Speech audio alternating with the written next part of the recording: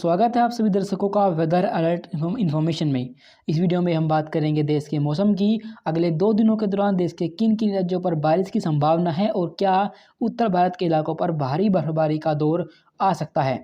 पर लेकिन शुरुआत करेंगे हम दक्षिण भारत के इलाकों से, क्योंकि जैसा कि हमने आपको पिछली वीडियो में हमने आपको बताया था कि बंगाल की खाड़ी पर एक लो प्रेशर बनने की संभावना है और आप देख सकते हैं कि एक लो प्रेशर एरिया है जो कि यहाँ पर डेवलप हो चुका है।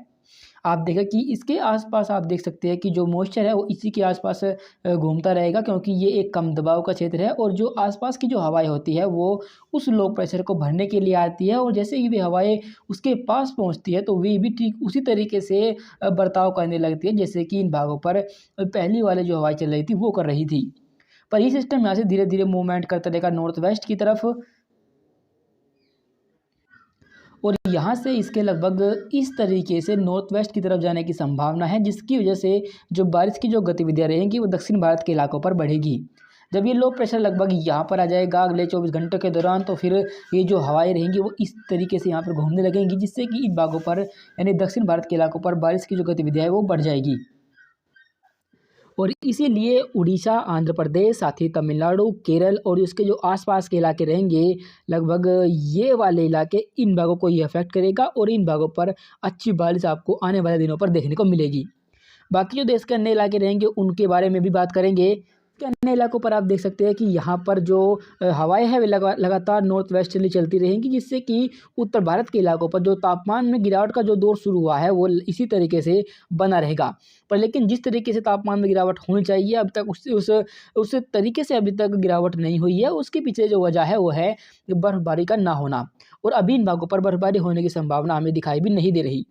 आइए जानते हैं विस्तार से कि कहाँ-कहाँ पर आज और कल बारिश होने की संभावना है। देखिए दोस्तों, ये आज यानी 5 नवंबर का फोरकास्ट है, जिसमें आप देख सकते हैं कि देश के लगभग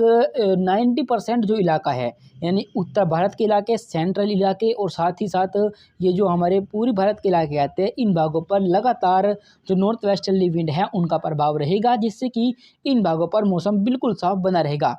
पर लेकिन जो सिर्फ एक्टिविटी आपको आज देखने को मिलेगी पर वो लाइट रेनफॉल के रूप में होगी और ख़ास तौर पर वो तमिलनाडु, साथ ही केरल और उसके जो पास वाले इलाके आते हैं, जो ये तटीय जो कर्नाटक है हमारा, ये वाले इलाके इन्हीं भागों पर देखने को मिलेगी। क्योंकि जो लो प्रेशर है वो अभी दूर है और ये मॉइस्चर को यहीं पर ही कॉन्सन्ट्रेट कर रहा है और ये मॉइस्चर दक्षिण भारत के इलाकों तक नहीं पहुँच पा रहा, जिससे कि वहाँ पर आज भी जो बारिश होने की संभावना है वो कम रहेगी। पर लेकिन कहीं-कहीं पर बादल बनने और हल्की बारिश से हम इनकार नहीं कर सकते। वहीं पूर्वोत्तर भारत के इलाकों पर भी इस लो प्रेशर ने मॉइस्चर को जाने से रोक दिया है। इसी वजह से इन भागों पर भी बारिश कम ही रहेगी और जो अधिकतर इलाके हैं असम, मेघालय, मणिपुर, मिज़ोरम और अरुणाचल प्रदेश के इन भागों पर लगभग जो मौसम है वो साफ़ ही बना रहेगा। हालाँकि बादल ज़रूर छाए रहेंगे और कहीं-कहीं पर जो ऊँची पहाड़ियाँ हैं वहाँ पर आपको लाइट रेन देखने को आज मिलेगी। बाकी अन्य इलाकों पर कोई एक्टिविटी नहीं होगी और वहाँ पर लगातार नॉर्थ वेस्टर्ली हवाओं का प्रभाव रहेगा, जिससे कि वहाँ पर जो टेम्परेचर है वो रात के कम रहेगी, पर लेकिन दिन में जो तापमान है वो लगभग 30 डिग्री या फिर 32 डिग्री के पास इन भागों पर बना रहेगा। पर रात के समय जो टेम्परेचर रहेंगे वो इन भागों पर गिरकर लगभग 18 डिग्री सेल्सियस या फिर 17 डिग्री सेल्सियस के आसपास इन भागों पर रिकॉर्ड किए जाएंगे। अभी उत्तर भारत के इलाकों पर कोई WD आता हुआ दिखाई हमें नहीं दे रहा, पर एक WD है जो इस समय कैस्पियन सी के पास है, जो लगभग 10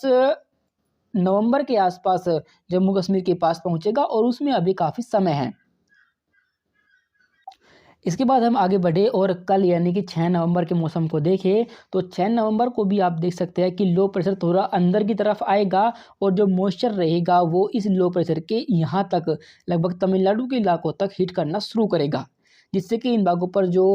आज के मुकाबले जो बादलों का जो दायरा रहेगा वो कल बढ़ जाएगा और कल इन भागों पर कुछ स्थानों पर लाइट रेनफॉल और कहीं-कहीं पर मॉडरेट शावर भी आपको कुछ समय के लिए देखने को मिलेंगे।